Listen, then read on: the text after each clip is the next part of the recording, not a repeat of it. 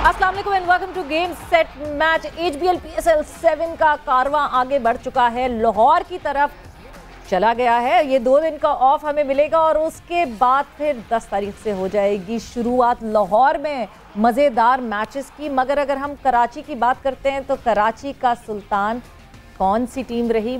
मुल्तान सुल्तान रही टीम जो कराची के सुल्तान रहे। सो इस हवाले से हमारी डिस्कशन होगी, क्या हुआ, कैसे हुआ, ये फर्स्ट लेग ऑफ कराची कैसी रही। मैं हूं सवेरा पाशा और मेरे साथ मौजूद हैं अदील अजहर एंड अस्सलाम वालेकुम, गुड इवनिंग आप सबको। Very exciting days for Lahore आने वाले दिन, because Pakistan super league because of Covid पिछले 2 साल से जो मुतासर रही है, इसकी वजह से अनफॉर्चुनेटली लाहौर के जो होने वाले लेग्स थे वहाँ मैचेस नहीं हो पा रहे थे। या तो कराची में ही पूरा टूर्नामेंट कंप्लीट किया गया या फिर उसको अबू धाबी मूव कर दिया गया, लेकिन लाहौर के हिस्से में मैचेस नहीं आ रहे थे। बट फाइनली अल्हम्दुलिल्लाह the matches are arriving in Lahore.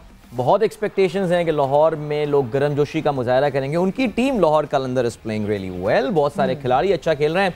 और जो सबसे इंपॉर्टेंट बात है सवेरा वो ये कि उम्मीद है कि we will see bigger crowds in Lahore compare to Karachi.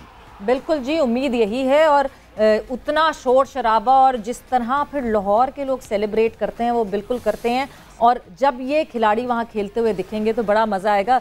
2 के कुछ थोड़ी सी कंसर्न है कि फॉग ना हो या फॉग के इशूज़ ना हैं। 2 अगर हम वेदर पे देखते हैं तो क्लैरिटी तो दिखती है कि क्लियर होगा वेदर, तो इस तरह की चीज़ें एज सून एज जब ये मैचेस शुरू होंगे तो हमें पता चलेगा कि कैसे होने हैं। मगर अदील, जिस तरह की परफॉर्मेंसेज रही, you talk about Multan Sultan. Multan Sultan has been brilliant, untouchable, undefeatable. अभी तक कोई टीम हरा नहीं सकी है मुल्तान सुल्तान को। देखना यह है कि क्या लाहौर में भी यही कंटिन्यूटी मुल्तान सुल्तान रख सकेंगी कि नहीं रख सकेंगी। देखिए, आई बी वेरी सरप्राइज कि अगर ये कोई देखें, लास्ट टाइम बहुत बड़ा गैप आ गया था PSL में, अबू धाबी लेग और UAE लेग और पाकिस्तान लेग में, तो उसमें आपने देखा कि बिल्कुल सिचुएशन उलट पुलट हो गई थी। बिल्कुल मुल्तान सुल्तान कराची में नहीं परफॉर्म कर पा रहे थे और जैसे ही वो UAE पहुंचे ऐसा लग रहा था कोई खास मैजिक पोशन लेकर आए।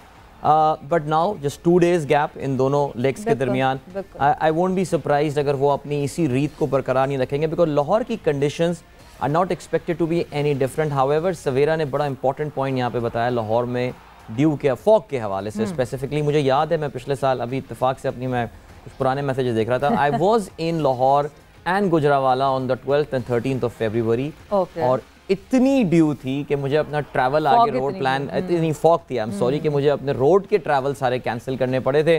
सो लेट्स होप, आज लाहौर में फॉग थी by the way, but let's hope कि आने वाले दिनों में ऐसा ना हो और हमें प्रॉपर क्रिकेट वहाँ देखने को मिले। और जब इंटरव्यू की बात करते हैं तो एक बहुत डिटेल्ड इंटरव्यू, बहुत तहम्मुल से एक इंटरव्यू किया गया। हमारे कोरेस्पॉन्डेंट कादिर ख्वाजा ने डिस्कशन की with none other than Misbahul Haq, जिन्होंने 2010 के बाद जो है वो कमान संभाली पाकिस्तान टीम की। और उसके बाद जब वहाँ से हटे, रिटायर हुए, तो सबसे ज़्यादा पावरफुल इंसान पाकिस्तान क्रिकेट के बन गए, चीफ सेलेक्टर भी बन गए, कोच भी बन गए। सो क्या डिस्कशन हुई, क्या बातें हुई कादिर ख्वाजा की, आपको दिखाते हैं। अच्छा सर, पाकिस्तान टीम की तरफ से आप खेले हैं और माशाल्लाह कप्तानी की है, तो कितना दुख है कि वनडे में इतने रन्स भी बनाए हैं लेकिन सेंचुरी किए बगैर आपने रिटायरमेंट ले ली। शुक्र करता हूँ कि मैंने एक नहीं बनाई। अगर बनानी नहीं थी तो 9-10 बनाता। एक नहीं बनाई तो कोई बात नहीं है, क्योंकि ये भी जो एक मेरा यूनिक रिकॉर्ड है, कितना स्कोर किया मैंने 100 के, कोई भी 100 के बगैर, तो अल्हम्दुलिल्लाह I am happy with that. अच्छा मिसबाह भाई, आप रिटायर हुए और बड़ी अच्छी क्रिकेट खेली, बड़ा अच्छा दुरानिया था। उसके बाद आपको एकदम तीनों ओहदों से नवाज दिया गया। बैटिंग कोच भी थे और चीफ सेलेक्टर भी थे, हेड कोच भी रहे पाकिस्तान टीम की, जिस पर काफ़ी जो है वो गहमा गहमी भी होती रही, प्रेस कॉन्फ्रेंसिस में भी सवाल होते रहे।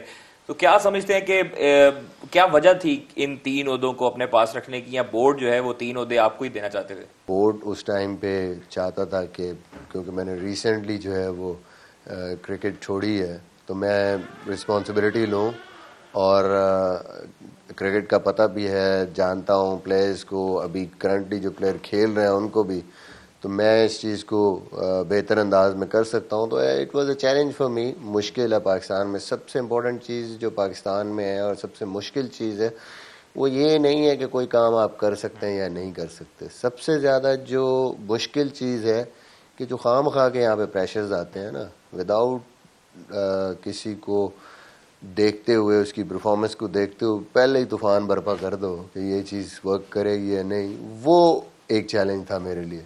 अच्छा मिसबा भाई, ऑन लाइटर नोट, वो ये बात है कि आपका ताल्लुक भी मियाँ वाली से और माशाल्लाह हमारे जो वज़ीर आज़म हैं उनका ताल्लुक भी मियाँ वाली से, तो ये बातें भी आई हैं कि आपके चीफ सेलेक्टर और हेड कोच बनने के पीछे उनका हाथ था, उनकी सिफारिश थी या उन्होंने पुशअप किया था पाकिस्तान क्रिकेट बोर्ड को कि मिसबा को जो है वो रखा जाए खास तौर पर। नहीं, मेरे ख्याल में इमरान भाई का कोई अमल दखल नहीं था बिल्कुल भी। ये क्रिकेट बोर्ड का या जो एडवाइजरी थी या जो लोग थे, ये उनका डिसीजन था या उन्होंने सोचा इस चीज़ को। अगर ऐसा होता तो फिर तो मैं, जब तक इमरान भाई थे तो मुझे ही रहना चाहिए था, फिर मैं क्यों गया। अच्छा मिसबा भाई, जब आप कप्तान थे उस टाइम फवाद आलम की टीम में वापसी नहीं हुई, लेकिन जब आप कोच बने और सिलेक्टर बने उस टाइम आप फवाद आलम को लेकर आए और फवाद ने पूरी दुनिया को दिखाया कि परफॉर्मेंस कैसे दी जाती है। 10 साल का अरसा था कि किसको जिम्मेदार करार देते हैं फवाद आलम की इन गैप के पीछे, कप्तान को या कोच जो पिछले सिलेक्टर से उनको? जब मैं और यूनुस खान गए तो I think that was an opening for Fawad Alam. वो जो थोड़ा सा पीरियड उसका मिस आउट हुआ, स्ट्रेट अवे आई थॉट कि उसको अगेंस्ट श्रीलंका हमारे रिटायर होने के बाद सीरीज थी, उसमें उसको ज़रूर मौका मिलना चाहिए था, बट थोड़ा लेट हो गया। कोशिश की कि उसकी उस परफॉर्मेंस को, जब मैं आया तो मैंने कहा चलो this is the time and we have that spot open, इसको उसका रिवॉर्ड मिलना चाहिए और he is a capable player के यहाँ पे आके वो परफॉर्म करे। अच्छा मिसबा भाई, वकार यूनुस जो थे वो पहले आपकी टीम की कोचिंग भी करते रहे, आप उनकी अंडर कोचिंग खेलते रहे और फिर उसके बाद आपके असिस्टेंट कोच बने। क्या फैसलों में, जब आपके असिस्टेंट कोच बने, बॉलिंग कोच थे, तो फैसलों में तजाद कोई पैदा होता था कि ये चीज़ नहीं करनी, या वो मानते थे या आप नहीं मानते थे, कोई ऐसी चीज़ें? लेकिन जब मैं कप्तान भी था और वकार भाई कोच थे, हमारी उस टाइम भी बड़ी हेल्दी, जिसको कहते हैं, डिस्कशंस होती थी और कभी भी हम ऐसे नहीं रहे कि जो उन्होंने जो कहा मैंने हाँ कर दिया और मैंने जो कहा उन्होंने हाँ कर दिया। नहीं, उस टाइम भी हमारी बड़ी स्ट्रॉन्ग किस्म की जो है आपस में कन्वर्सेशन होती थी। अच्छा मिसबा भाई, आपकी पाकिस्तान की जो कोचिंग है उसको छोड़ने के हवाले से काफ़ी मुज़ाद खबरें चली और ये भी देखने में आया कि आपने जो है वो वकार यूनुस से मशवरा भी किया। ये भी खबरें आई कि उस वक्त आप दोनों ने ये बेहतर समझा कि आप कोचिंग नहीं करनी चाहिए मजीद कंटिन्यू। तो हकीकत क्या थी, क्या वजह बनी थी पाकिस्तान टीम की कोचिंग छोड़ने की? वर्ल्ड कप के दिन जब टीम अनाउंस होनी थी उस वक्त आपने ऐलान किया कोचिंग छोड़ने का। देखिए, बात यह है कि सबको क्लियर है, चेयरमैन के भी बयान सबने सुने हैं, उन्होंने ऑलरेडी डिसाइड कर लिया था, विदाउट हमारे साथ कोई बात किए बगैर उन्होंने फैसला कर लिया था। बिकॉज सारा कुछ चेंज हुआ, बोर्ड चेंज हुआ है, और फैसला कर लिया था कि हमने अब जो है ना ये सेटअप चेंज करना है। एंड ऑब्वियसली जिस तरह हो रहा था, जिस तरह की टीम सेलेक्ट हुई इनिशियली वर्ल्ड कप की, उसमें मेरी बहुत ज़्यादा रिजर्वेशंस थी और उस सूरत हाल में मेरा भी जहन था कि भाई इस तरह अगर चलना है ये काम कि आप जो टीम सोच के ये बना रहे हैं इतने अरसे से वो है ही नहीं, तो फिर आपके लिए बड़ा मुश्किल है। अच्छा, रमीज़ राजा साहब से आपकी मुलाकात हुई, वकार यूनुस के बारे में भी उन्होंने काफ़ी बयान दिए, और क्या आप समझते थे कि अब ये बैक इस फुट पे आना चाहिए, इसको खुद ही खैर बात कहना चाहिए, या उनका प्रेशर था? उन्होंने आपसे कुछ बातें की थी रमीज़ राजा ने? नहीं, रमीज़ राजा साहब से कोई मुलाकात नहीं, उन्होंने वैसे डिसीजन जो भी उन्होंने सोच लिया था उन्होंने सोच लिया था, कोई उनसे मुलाकात नहीं। तो कोई कॉल वगैरह भी नहीं आपको आई किसी की मनाने की? कोई बात नहीं। अच्छा मिसबा भाई, खबरें आई हैं कि अफगानिस्तान क्रिकेट टीम की कोचिंग के लिए आपसे रब्ता किया गया है, तो उस पर कितनी बातचीत पहुंची है? कोई फाइनल किया आपने डिसीजन अपना? नहीं, अभी कोई ऐसा सच नहीं है, ठीक है थोड़ी बहुत बात हुई है, लेकिन अभी कोई ऐसा कोई फाइनली कोई ऐसी चीज़ नहीं हुई। जब होगी तो इंशाल्लाह उस वक्त जाहिर है ये सारी चीज़ें फिर सामने आए। अच्छा, मोहम्मद रिजवान टॉप परफॉर्मर हैं और बड़ी अच्छी उनकी आजकल फॉर्म है, उनको ऊपर जो नंबर्स पर ओपन करवाने के लिए कई लोग क्रेडिट ले रहे हैं कि हमने उनको ओपनिंग का मशवरा दिया, लेकिन असल में आपने जो है उनको ओपन करवाया। और क्या वजह थी इसके पीछे कि मोहम्मद रिजवान नीचे से ऊपर उसको आपने ओपनिंग करवानी शुरू कर दी? देखिए, हो सकता है लोगों ने मशवरे दिए हों, ये कोई मतलब ऐसी बात नहीं है। शायद लोगों को जिनको नज़र आता होगा कि ये क्योंकि ऐसा प्लेयर है, पेस को अच्छा यूज़ कर सकता है, फिर सर्कल को भी ये यूज़ कर सकता है, और दूसरा इस लिहाज से करेज है उसमें कि नया बॉल जाके खेलना और टेक ऑन करना टीम को, तो ये कुछ चीज़ें हैं जिसकी वजह से, और सीखने का उसमें बहुत ज़्यादा एलिमेंट है कि वो जल्दी सीखता है और नई नई चीज़ों को सीखने में कोई ऐसी चीज़ नहीं है कि वो रिजिड हो कि नई चीज़ें अप्लाई करते हुए उसको कोई डर लगता हो। मेरे ख्याल में ये सारी चीज़ें, सारे ऐसे खसूसियात थी जिसकी वजह से मुझे लगा, and wicket keeper is part and parcel of your team, important एक मेंबर होता है, और अगर उसको आप कहीं ना कहीं या तो उसको नीचे फेंक दें, जैसे सरफराज पे प्रेशर इसीलिए आया कि वो उस नंबर्स पे उसकी उस तरीके से बारियां नहीं आए, उस तरीके से उसकी परफॉर्मेंस नहीं हुई, तो कहीं ना कहीं जब टीम की परफॉर्मेंस 19-20 होती है तो वो फिर आप पे एज ए कैप्टन प्रेशर आता है। जब आप ऊपर खेलते हैं आपके पास ज़्यादा मौका होता है और आपने खेलना तो है as a specialist wicket keeper आपने, तो उसको अगर आप बेस्ट यूटिलाइज कर लें तो आपकी टीम का एक बैलेंस भी अच्छा हो जाता है ओवरऑल, और आपके पास रिसोर्सेज बॉलर आप एक एक्स्ट्रा आपको आ जाता है या एक बैटर एक्स्ट्रा आ जाता है। तो I think for the team formation आप दुनिया की जितनी भी टीमें देख लें, कामरान अकमल था, उसके बाद गिलक्रिस्ट था, धोनी था, ब्रेंडन मैकलम था, जहाँ पे विकेट कीपर स्ट्रॉन्ग थे, बैट्समैन थे, परफॉर्मर थे, इवन सैफी भी जब तक मतलब उसकी परफॉर्मेंसेज थी, ऊपर नीचे भी अगर मिडल में भी चौथे पाँच में भी उसकी जितनी टेस्ट में परफॉर्मेंसेज थी, तो उस वक्त ओवरऑल टीम की परफॉर्मेंस भी बेहतर होती है, कम्बिनेशन भी बेहतर होता है। अच्छा मिसबाह भाई, इमामुल हक जब आते हैं टीम में और उन पर इमामुल हक का जो है वो टैग लगता है, पर्ची पर्ची के आवाजें लगती हैं, उसके बाद आजम खान आते हैं तो मोइन खान का टैग लगता है, आपका बेटे भी जो है वो आ रहे हैं मुस्तकबिल में इंशाल्लाह, तो क्या कहना चाहते हैं इस तरह पर कि हालांकि इमाम की भी परफॉर्मेंस अच्छी है, आजम नो डाउट अच्छा टैलेंट है लेकिन परफॉर्म नहीं कर सका, तो अगर आपके बेटे आते हैं तो फिर क्या जवाब देंगे उन्हें? मैंने तो उसको पहले ही कहा है कि बेटा ये चीज़ें तो होनी है फिर, क्योंकि लोग अनफॉर्चुनेटली ये दुनिया का एक जिसको कहते हैं कि बड़ी बुरी रस्म है ये, कि उसकी मेरे ख्याल में परफॉर्मेंस पे या उस इंडिविजुअल पे बात होनी चाहिए, वो कौन है इट डजेंट मैटर। तो अगर वो मेरिट पे है बंदा और उसकी परफॉर्मेंस है तो फाइन, अगर वो उसका मेरिट नहीं है, उसमें जो खामियां हैं या वो कुछ आपको लगता है कि इसमें ये चीज़ नहीं है, ये चीज़ होनी चाहिए, तो उस पर बात होनी चाहिए। बट फॉर सम हाउ हम जो असल चीज़ें होती हैं उसकी बजाय हम उन चीज़ों को हाईलाइट करना शुरू हो जाते हैं जिसका कोई ना फ़ायदा है ना कोई नुकसान।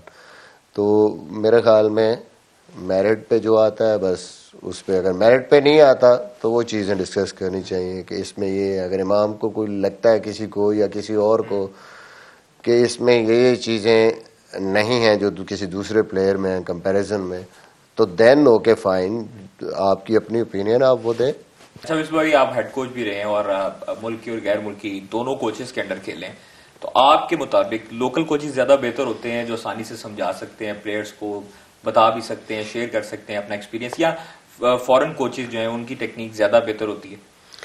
देखिए मैं दोनों के अंडर खेला हूँ, मुझे नहीं लगता कि कोई किसी को ऐसा एज है। इट डिपेंड्स कि हाँ जी आप कौन बंदा कौन है, कोच कौन है। मैं बिलीव करता हूँ कि हमारे जो अपने कैपेबल लोग हैं उन पे हमें भरोसा करना चाहिए। इसका ये मतलब नहीं है कि मैं फॉरेन कोचेस के खिलाफ हूँ, ऑब्वियसली फॉरेन कोच भी आते हैं, उनके पास भी नॉलेज भी होता है, काम करने का तरीका होता है, स्ट्रक्चर होता है, वो भी आके टीम के लिए बड़ा कुछ करते हैं और कोशिश करते हैं टीम बेहतर हो। बट स्टिल मेरा कहीं ना कहीं ये मानना है कि जो आपके अपने कोचेस होते हैं वो ज़्यादा टाइम भी दे सकते हैं यहाँ पे, और ओवरऑल आपका सिस्टम बेहतर करने के लिए जब तक आप अपने लोगों पे ट्रस्ट नहीं करेंगे, आपके पास एकेडमी में बहुत अच्छे कोचेस हैं, आप भी अंडर 19 से साथ हैं, नीचे लेवल पे काफ़ी अच्छे कोचेस हैं, उनमें से देखें, असेस करें कौन से ऐसे लोग हैं जो कि पाकिस्तान की क्रिकेट को ऊपर लेके जा सकते हैं, और लोग हैं, आपने उन पे ट्रस्ट करना है, आपने ट्रेनर्स पे भी ट्रस्ट करना है, फील्डिंग कोचेस पे भी ट्रस्ट करना है। मैंने सब लोगों के साथ काम किया एकेडमी में और बहुत अच्छे अच्छे कोचेस हैं। अच्छा मिसबाह भाई, कहा जा रहा है कि बाबर आजम जब आप हेड कोच थे, बाबर आजम उतने बाइख्तियार नहीं थे, वो फैसले अपने नहीं कर सकते थे ग्राउंड में, आप पीछे से बैठ के उसको कंट्रोल करते थे, क्या ये क्या सर है, ये वाकई इसमें कोई सच्चाई है? देखिए आपको अंदाज़ा हो ही गया है, मैं नहीं था तो जो वर्ल्ड कप की टीम पिक हुई है या जिस तरीके से पाकिस्तान टीम खेली है, तो आपको नज़र आ गया कि ये वही ऑलमोस्ट चीज़ें थी जो उससे पहले हो रही थी। तो मैं तो नहीं था वहाँ पे, बाबर था ना, तो इट मीन्स कि बाबर ही पावरफुल कप्तान था और उसको सारा इख्तियार था कि वो वही चीज़ें आगे लेके चला आपके। इवन टेस्ट भी सीरीज़ भी जो खेली है तो उसमें भी देख लें कि वो सिंपली पाकिस्तान ने बिल्कुल सारा कुछ उसी तरीके से किया है, प्लेयरों को यूटिलाइज़ किया है, स्ट्रेटजी है चीज़। तो मैं तो इस चीज़ पे बिलीव करता था कि मैं सबसे पहले उससे ही पूछता था टीम भी पूछता था, क्योंकि मुझे पता था कि यार ये कप्तान है, इसने आगे टीम को लेके जाना है। तो इसके बगैर हाँ, उसको जिस चीज़ पे मुझे थोड़ा सा होता था कि हाँ ये ऐसे नहीं ऐसे होना चाहिए, तो मैं कोशिश करता था उसको कन्विंस करने की, लेकिन फोर्स नहीं करता था कि बाबर अगर कुछ कह रहा है तो नहीं जी मैं ये कह रहा हूँ तो ये होगा। ये लोगों ने एक परसेप्शन बना लिया बाहर से कि वकार भी और मैं बैठे हैं तो हम डोमिनेट कर रहे हैं। ऐसा कभी भी नहीं था मेरा ख्याल में। सारे जो डिसीजंस होते थे हम उसको सपोर्ट करते थे, बैक करते थे, असिस्ट जरूर करते थे, लेकिन फाइनली जो भी जिसमें वो कंफर्टेबल होता था, जो उसको बेहतर लगता था, उस पर उसको सपोर्ट करते। लेकिन सर इतना जिस तरह अब ग्राउंड में एक्टिव दिखाई देता है, या तो फिर वो उसके वक्त के साथ साथ सीख रहा है? आई थिंक टाइम लगा है उसको, टाइम लगा है, ठीक है। वो परफॉर्मेंसेस भी आपकी, और दूसरा ये देखें ना कि हम किस तरह गेज करते हैं। हमने जितनी सीरीजें पाकिस्तान में खेली हैं हमने डोमिनेट किया इन कंडीशन में। साउथ अफ्रीका से दोनों सीरीजें जीते, श्रीलंका से हम जीते, उसके बाद जितनी भी टीमें यहाँ पे आई, ठीक है बैड परफॉर्मेंस, साउथ अफ्रीका में गए हैं वहाँ जीते हैं, वेस्ट इंडीज़ में जीते हैं। एक जो बैड परफॉर्मेंस थी वो वही थी ना जो इंग्लैंड में हम वनडे इंटरनेशनल हारे हैं। तो वो कैसे हारे हैं हम, वो भी तो देखें कि हम 20 दिन क्वारंटीन में रख के एक टीम को आप विदाउट ट्रेनिंग विदाउट प्रैक्टिस सीधा जाके आप उसको 3 दिन के बाद वनडे खिलाएंगे, 15 ओवर्स के बाद एनर्जी नहीं है टीम में। सो वो एक रीज़न है। अदरवाइज तो मेरे ख्याल में ओवरऑल परफॉर्मेंसेस तो ठीक है। ये सिर्फ एक परसेप्शन है कि हम लोग थे तो लोगों को लगता था कि शायद जी हम, बाहर से आप कुछ भी नहीं कर सकते, अंदर कप्तान नहीं करना है जो करना। अच्छा मिसबा भाई, कुछ प्लेयर्स की रिजर्वेशन ये थी, ऑफ द रिकॉर्ड उन्होंने हमारे से भी बातें की कि मिसबा भाई जो है उनकी टेक्निक चेंज करवा रहे थे और फिर वो इसलिए उनकी परफॉर्मेंसेस अच्छी नहीं आ रही थी। लेकिन वो एनएचपीसी में आते हैं, मोहम्मद यूसुफ उनको बैटिंग करवाते हैं उनकी अपनी पुरानी टेक्निक से, तो उनकी बैटिंग में निखार आता है, बड़ी अच्छी परफॉर्मेंस भी देने शुरू हो जाते हैं। कितनी सच्चाई है सर कि इसमें आप जब उनके पास जाते थे उनको आपके टेक्निक चेंज करवाने की कोशिश करते थे? देखिए, आप किसी को भी चेंज कराने की कोशिश नहीं, ऑन टूर आप क्या कर सकते हैं, आप कोशिश करते हैं उनको प्रैक्टिस कराएं, उनको मेंटली या उनको बैक करें, सपोर्ट करें कि वो अच्छा परफॉर्म करें। हाँ, जब आप वो वापस आते हैं तो ये भी हमारी जिम्मेदारी है एज कोचेस कि हमें जो चीज़ जब जो प्रॉब्लम नज़र आती है उसकी हम वीडियोस जब वो चीज़ जाने के बाद, जहाँ आने के बाद शेयर करते थे यूसुफ भाई से, क्योंकि एक इंटरनेशनल प्लेयर डेवलपमेंट का पूरा पीछे विंग था जिसमें सकलैन भाई थे, यूसुफ भाई थे, उनके साथ शेयर करते तो यहाँ आके काम होता था। थोड़ा बहुत एडजस्टमेंट्स आप करते हैं, ये कभी भी नहीं हो सकता। मैंने भी सारी ज़िंदगी इंटरनेशनल क्रिकेट खेली है कि मैं ऑन टूर किसी की टेक्निक चेंज कराना शुरू कर दूँ। मुझे पता है इस चीज़ का कि भाई इतनी सी चेंज करने के लिए जो आपका मैकेनिज़्म है पूरा बॉडी का, बॉलिंग का या बैटिंग का, या जो आपकी टेक्निक एक सेट हुई है, इतनी सी चेंज करने के लिए ना आपको 3-3, 4-4 महीने उसी चीज़ की प्रैक्टिस करनी पड़ती है और घंटों घंटों करनी पड़ती है। ऑन टूर जब आप खेल रहे हैं वो नहीं हो सकता। गाइडेंस आपकी होती है जब परफॉर्मेंस नहीं होती, लेकिन ये नहीं कि आप किसी को बिल्कुल चेंज करा दें। सबसे इम्पोर्टेंट सवाल, चंद सवाल आते हैं, बस आपका ज़्यादा टाइम नहीं लेंगे। सबसे इम्पोर्टेंट सवाल ये है कि मेरे प्रोग्राम में मैंने जब इंटरव्यू किया था मोहम्मद आमिर का, तो उन्होंने ये आप पे एलिगेशंस लगाए थे कि वकार यूनस और मिसबा मुझे मेंटली टॉर्चर करते हैं, मैं इस मैनेजमेंट के साथ नहीं खेल सकता। अभी भी उनका यही स्टांस है कि ये मैनेजमेंट अब कोई नहीं आएगी, उनकी डिमांड्स हैं कि वो अब नए देखेंगे चेहरे और फिर उस पर फैसला करेंगे कि वो पाकिस्तान टीम में खेलना चाहते हैं नहीं खेलना चाहते। तो क्या हुआ क्या था सर, मोहम्मद आमिर से क्या गिले शिकवे थे? देखिए, कुछ भी नहीं था, कोई ऐसी चीज़ नहीं। देखिए, जब आप आउट ऑफ फॉर्म होते हैं, जब आपकी परफॉर्मेंस 19-20 होती है और आप टीम से ड्रॉप होते हैं, तो उसको अगर आप मेंटल टॉर्चर कहते हैं, आप कहेंगे जी इन एनी केस अगर मेरी इंजरी भी है तो उसके बाद भी मैं टीम में खेलूं, तो फिर तो मेरे ख्याल में फिर तो कोई भी प्लेयर फिर ड्रॉप ना हो। तो मेरे ख्याल में उस टाइम पे उसकी फॉर्म थी, उसकी पेस, उसकी इंजरीज, उसकी वजह से फ्रस्ट्रेशन भी थी, परफॉर्मेंस उससे नहीं हो रही थी उसकी वजह से। अदरवाइज हमें क्या है, मेरी कप्तानी में कमबैक भी हुआ है, खेला भी है, इवन मैं जब कोच था उस वक्त भी वो खेला है।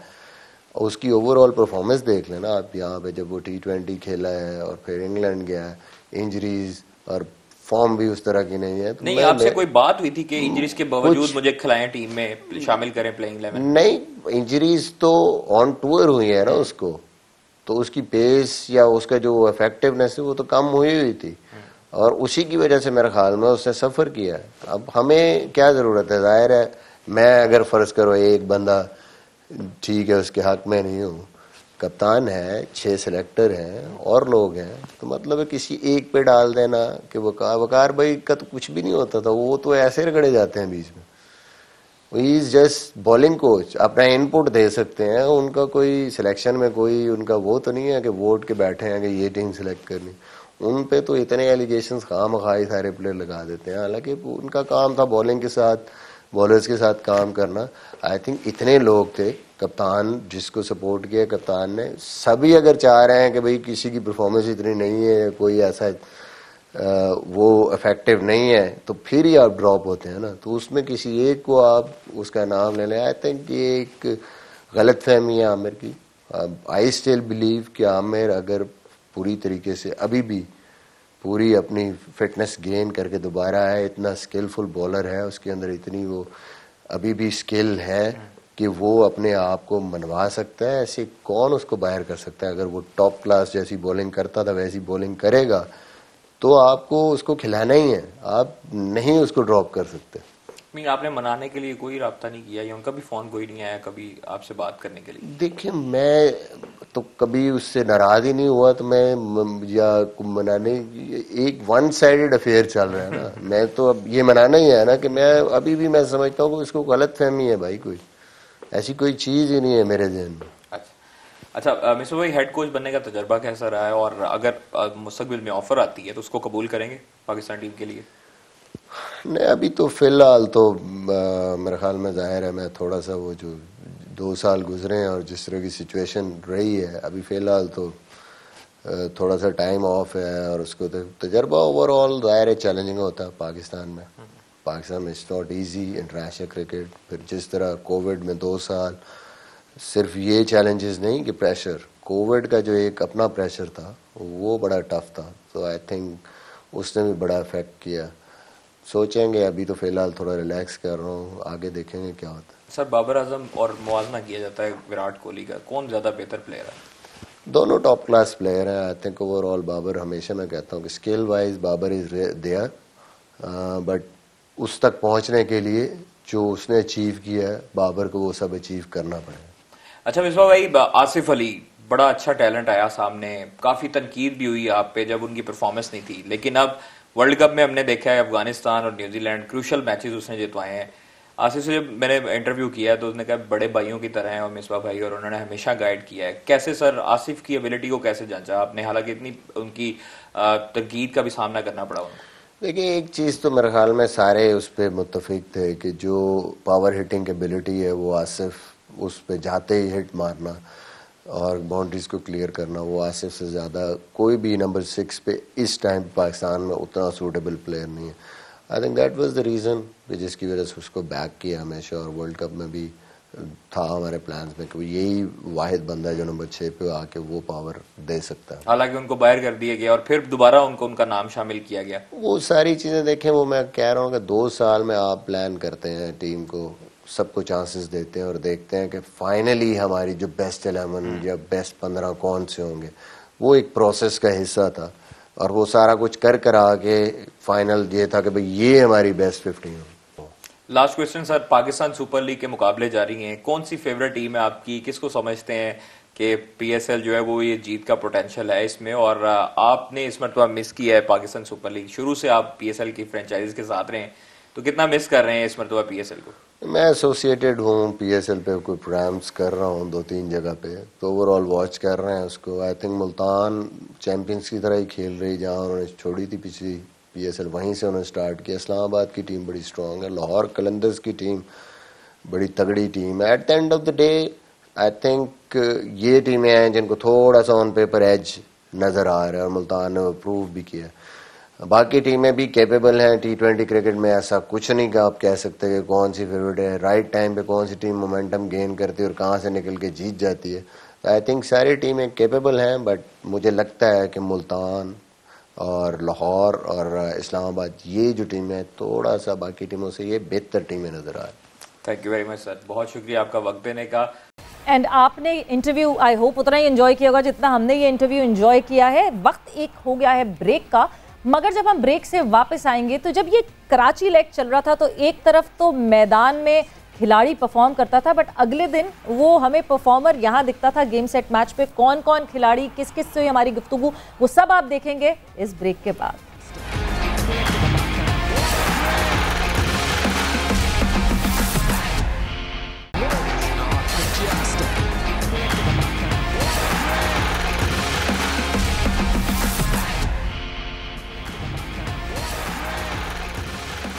And welcome back to game set match. Break पे जाने से पहले हमारी अभी डिस्कशन ही शुरू हुई थी। उमर गुल हमारे साथ मौजूद हैं। उमर, कोयटा ग्लैडिएटर्स को हुआ क्या है? वही कप्तान हैं, वही कोच हैं, वही मेंटोर हैं, मगर उस तरह की कारकर्दगी क्यों नहीं आ रही कोयटा ग्लैडिएटर्स? देखिए, मैं स्टार्ट से बात शुरू करूंगा कि जिस टाइम मैं 2 साल खेला भी हूँ कोयटा ग्लैडिएटर्स के लिए, और फिर आप 4 सीजन में अगर आप देखें तो हमारे पास काफ़ी लाइक एक्सपीरियंस लड़के थे जो कंटिन्यूसली हम उनको रिटेन भी कर रहे थे, जिसमें केपी था, शेन वॉटसन था, काफ़ी उन्होंने फ्रंट से परफॉर्मेंस की और जिसकी वजह से हम चैंपियन भी बने हैं। तो मेरा ख्याल उनके एक तो केपी और शेन वॉटसन के जाने से काफ़ी फ़र्क पड़ा, प्लस दूसरे अगर आप लास्ट 1-2 साल से अगर आप टीम की परफॉर्मेंसेस देखें तो नो डाउट जिस तरह की एक्सपेक्टेशन थी और जिस तरह की परफॉर्मेंसेस थी हमारे लाइक पहले 4 सालों में, तो उस तरह की परफॉर्मेंसेस नहीं हुई। बट उमर मुझे एक बात नहीं समझ आती। हसनैन नया नहीं है पाकिस्तान क्रिकेट सर्किट में। हसनैन बहुत अरसे से डोमेस्टिक खेल रहा है। हसनैन ने पिछले साल कोयटा ग्लैडिएटर्स से खेला। आप उस वक्त भी बॉलिंग कोच थे कोयटा ग्लैडिएटर्स के लिए। क्या कभी आपको एज अ बॉलिंग कोच ये फील नहीं हुआ कि हसनैन चक कर रहा है? मतलब ऑल द वे ऑस्ट्रेलिया जाना पड़ा हसनैन को रिपोर्ट होने के लिए कि वहाँ जाके जो है रिपोर्ट किया गया कि ये चक कर रहे हैं। कहीं हमारे डोमेस्टिक में किसी ने उसको नहीं पकड़ा कि वो चक कर रहा है? देखिए, टू बी ऑनेस्ट काफ़ी बात पहले भी हो चुकी इस चीज़ पे कि यार इसके कुछ बॉल्स पे जो डिलीवरिंग है, स्पेशली वो जो बाउंसर वगैरह करता है, उस पे काफ़ी लोगों को थोड़े से रिजर्वेशन थी। लेकिन आप अपने कोलीग्स को नहीं कह सकते कि यार ये आपका एक्शन इलीगल है, या खुद जो आपकी कंट्री के लिए खेलता है या आपके साथ आपका कोलीग हो तो आप इसको नहीं कह सकते। जिस तरह ऑस्ट्रेलिया में गया, वहाँ के बैट्समैन ने उस पर ऑब्जेक्शन किया और उसको फिर कॉल किया गया। लेकिन मेरे ख्याल से बाय द सेम टाइम अगर हम एक प्लेयर पे इतना इन्वेस्ट करते हैं, जो आपका एक फ्यूचर होता है उस पर आप इन्वेस्ट करते हो, तो मेरे ख्याल से ये पीसीबी का काम बनता है कि जितने पैसे हमने इन्वेस्ट किए, जो हमारा बायोलैब है वो काफ़ी अरसे से बंद पड़ा हुआ है, उसकी बिल्डिंग भी रेडी है। आई थिंक सो कि उसके लिए कैमरे वगैरह भी लिए गए, लेकिन अभी तक वो एक्टिव नहीं है, तो जिसकी वजह से हमारे प्लेयर्स को प्रॉब्लम हो रही है। अगर वो टाइम पे एक्टिव हो जाता और हमारे जो डोमेस्टिक में जिन प्लेयर्स पे या जो हमारे जो फ्यूचर है जिन पे हम इन्वेस्ट कर रहे हैं, अगर टाइम टू टाइम हम उसको चेक कर रहे हैं अपने ही लैब में, तो मेरे ख्याल से ये प्रॉब्लम नहीं होनी थी। Shadab has joined us back. अस्सलाम वालेकुम Shadab and welcome to game set match. वालेकुम सलाम, कैसे हैं आप? ठीक है, अल्हम्दुलिल्लाह, बिल्कुल खैरियत से। सबसे पहले तो कांग्रेचुलेशन शादाब, जितनी कन्विंसिंगली इस्लामाबाद यूनाइटेड ने अपना पहला मैच जीता और पहले ही मैच में आके ये ऐलान कर दिया कि इस लाल रंग से बच के रहना। सारे लाल रंग जो है ना वो ऐसे खतरनाक नहीं हो सकते। जी बिल्कुल, अल्हम्दुलिल्लाह। जिस तरह क्योंकि हम अपनी टीम बनाते हैं और लास्ट ईयर भी हमने ऐसी टीम बनाई थी कि क्योंकि हम डेटा पे रिलाई करते हैं और उसी तरह हम टीम बनाते हैं, और लास्ट ईयर भी ऐसी हमारी बैटिंग में डेप्थ थी। इस साल भी वैसी कोशिश की है कि डेप्थ रहे। तो अल्हम्दुलिल्लाह, क्योंकि हम अटैकिंग और एग्रेसिव क्रिकेट खेलते हैं, क्योंकि जो आजकल मॉडर्न रह गई क्रिकेट की डिमांड है, हम वैसा खेलने की कोशिश करते हैं और वो अडॉप्ट कर रहे हैं और अल्हम्दुलिल्लाह अभी तक रिजल्ट वैसे ही मिल रहे हैं। तो शादाब, आपने खुद ही जिक्र कर दिया डेटा पे रिलाई करने के हवाले से, बिकॉज हम अपने शो में भी काफ़ी ये जिक्र कर चुके हैं कि इस्लामाबाद यूनाइटेड बहुत डेटा पे रिलाई कर रही होती है। सो क्या हर मैच से पहले हर खिलाड़ी के उसके स्टैट्स निकाल के, उसके वीक पॉइंट्स, स्ट्रॉन्ग पॉइंट्स निकाल के उसको स्टडी करते हैं? थोड़ा सा ज़रा ये हमें बताएं ना कि इनसाइड आपके ड्रेसिंग रूम में जो टीम हडल होती है उसमें डेटा एनालाइज करते कैसे हैं इस्लामाबाद यूनाइटेड वाले? वो तो अभी नहीं बता सकता आपको, लेकिन ये है कि सब बता देना। हम मैचअप से रिलाई करते हैं बहुत ज़्यादा मैचअप्स पे, क्योंकि हमारे डेटा वाले लोग हैं वो हमें बताते हैं, स्पेशली मुझे हेड कोच को, तो उस हिसाब से हमें प्लान दिया जाता है। लेकिन डेटा का ये भी मतलब नहीं है कि क्योंकि प्लान को एग्जीक्यूट करना भी होता है और कभी कभार आपको उस प्लान पे आपको मार भी पड़ सकती है एज ए बॉलिंग यूनिट। तो हम कोशिश करते हैं कि उसी पे रहें, क्योंकि जिस तरह आपको, क्योंकि रिज़ल्ट हमारे हाथ में नहीं होता, लेकिन जो हमारा प्रोसेस है हम उसको कोशिश करते हैं कि वो अच्छे तरीके से करें। और अल्हम्दुलिल्लाह जिस तरह आपने देखा भी होगा लास्ट ईयर भी इस साल भी, बस हम कोशिश करते हैं कि अपना जो हम अटैकिंग क्रिकेट खेलें, उससे हमें काफ़ी फ़ायदा हो रहा है। अच्छा शादाब, जिस तरह हम जाहिर सी बात है डाटा की बात ही कर रहे हैं, तो जब over the period of time coaches change होते हैं, बिकॉज डीनो बहुत अरसे तक आप लोगों के साथ एसोसिएटेड रहे, डीन जोन्स का बहुत ज़्यादा इम्पैक्ट था इस्लामाबाद यूनाइटेड पे। जब जब इस्लामाबाद यूनाइटेड चैम्पियन बनी, Dean Jones was behind it. मगर जब हम डेटा की बात करते हैं, अब जो नया आने वाला हर दफ़ा कोच होता है, जैसे Azhar Mahmood is your coach right now, क्या उनके लिए इस बात की आसानी हो जाती है, दे जस्ट कम है और उनको वो खोल के चीज़ें देखनी है कि हाँ जी इस प्लेयर की ये स्ट्रेंथ है, इस प्लेयर की ये वीकनेस है, ऑपोजिशन के इस प्लेयर को यहाँ पकड़ सकते हैं? क्या इस तरह कोचेस को हेल्प आउट होती है? कोचेस के लिए आसान होता है आपकी टीम के साथ इंटीग्रेट करना? जी बिल्कुल, क्योंकि जो हमारा थिंक टैंक है वो तो सेम ही है, जो हमारे रेहान भाई हैं, हसन भाई हैं, मैं भी उसमें शामिल हूँ, तो हम तो सेम ही रहे, कोचेस चेंज होते रहे हैं, लेकिन जो भी नया कोच भी आता है, क्योंकि वो भी मॉडर्न क्रिकेट को समझते हैं और वो भी डेटा को फॉलो करने की कोशिश करते हैं और उनके भी अपने प्लान होते हैं, वो भी फॉलो करते आ रहे हैं। जिस राजू भाई हैं, वो ऑल अराउंड खेल चुके हैं, कोचिंग कर चुके हैं, तो उनको भी मैचअप्स और डेटा का इल्म है, तो वो खुद भी बड़े कीन होते हैं, क्योंकि उनके पास भी कुछ ऐसे मैचअप्स होते हैं जिससे हमें भी फ़ायदा होता है। तो क्योंकि ये टीम गेम है, तो मिलजुल के थिंक टैंक को भी मिलजुल के काम करना होता है, तो उनके लिए भी आसानी होती है और हमारे लिए भी आसानी होती है, क्योंकि अगर आप एक ही मोटिव हो तो उसके लिए आप ज़्यादा अच्छे तरीके से अच्छी चीज़ें कर सकते हैं। सवालात और फिर कॉन्वर्जेशन को आगे बढ़ाएंगे और आगे ऐसे बढ़ाएंगे कि लाहौर कलंदर्स के इस वक्त अगर मैं कहूँ कि फ़ख्र बन के जो खड़े हुए हैं, वो फ़ख्र हमारे साथ इस वक्त मौजूद हैं। सो फ़ख्र ज़मान को हम खुशामदीद कहते हैं गेम सेट मैच में। फ़ख्र, वेलकम टू द शो। शुक्रिया जी, शुक्रिया, थैंक यू। फ़ख्र, ज़बरदस्त परफॉर्मेंस, ऊपर तले इतनी अच्छी अच्छी परफॉर्मेंसेज और इतना अच्छा स्टार्ट अगर लाहौर कलंदर्स को मिलता रहा तो हमें तो लग रहा है कि इस दफ़ा अपना रिकॉर्ड लाहौर कलंदर्स खुद ही तोड़ देगी। इंशाल्लाह हमारी टीम जिस तरह खेल रही है तो बड़ा अच्छा तरीके से हम लोग खेल रहे हैं, तो उम्मीद है कि मेरी भी परफॉर्मेंस इसी तरह जारी रहेगी और हमारी टीम जिस तरीके से खेल रही है तो हम लोग एज अ टीम भी अच्छा खेलेंगे इंशाल्लाह। ये बड़ा ज़बरदस्त मुकाबला चल रहा है फ़ख्र और शान के दरमियान इस वक्त, और ये रोज़ाना की बुनियाद पे जो है ना, ये हर मैच की बुनियाद पे कैप जो है वो चेंज हो रही है, उसका कलर जो है चेंज हो रहा है, एक मुनफरिद स्टाइल। फ़ख्र, ये बताइए कि क्या इस चीज़ का प्रेशर लाहौर की टीम लेती है कि 6 एडिशन हो गए हैं पाकिस्तान सुपर लीग के, सब एक बार कम से कम जीत चुके हैं PSL, लाहौर ने अब तक नहीं जीता, कुछ प्रेशर फील करते हैं इस चीज़ का, या कहते हैं नहीं यार इस बार हम जीत के दिखाएंगे? ये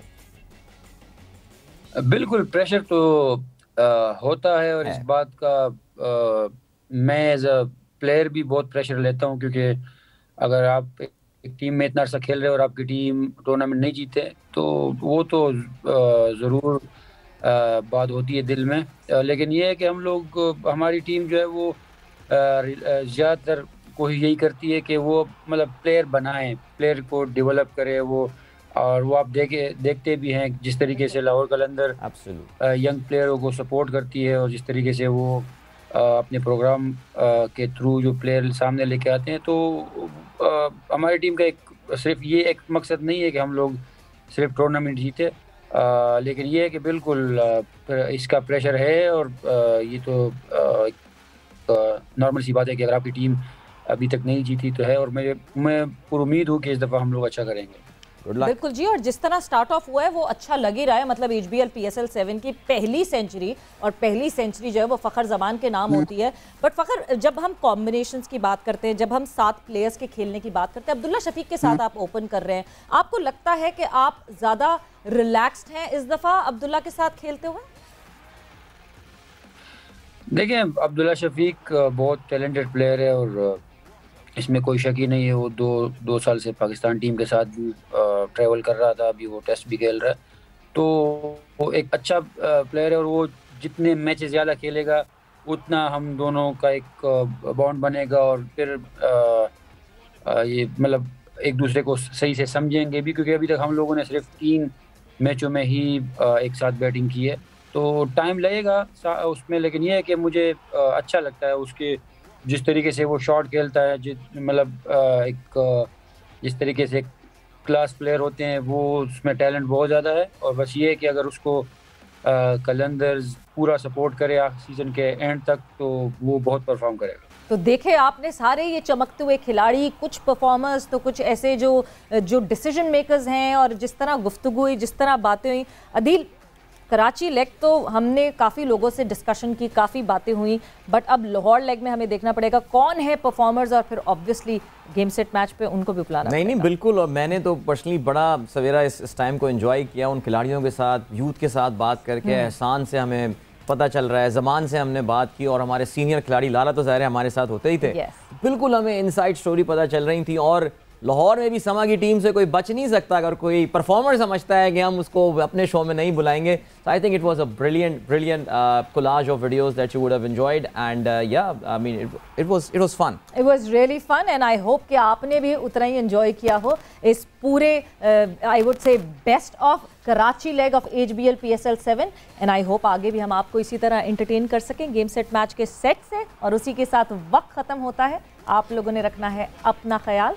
टेक केयर, बाय बाय, अल्लाह हाफ़िज़।